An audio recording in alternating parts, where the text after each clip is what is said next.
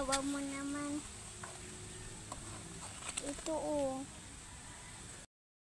Dahil mabait ka, bibigyan ko yung pera. Vlogger kayo? Ayan yun ang camera.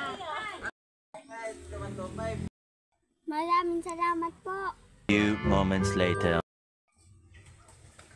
Maring may vlogger doon. Nagpapanggap na pulubi. Binigyan niya akong pera.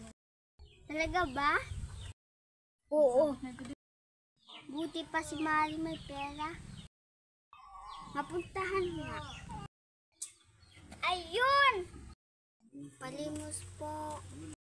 Kawawa ka naman. Ito, ibinigay ko na lahat ng pera ko. Maraming salamat po. Nasaan ang pera ko? Po! Di ba vlogger ka? Hindi po, pulubi po ako.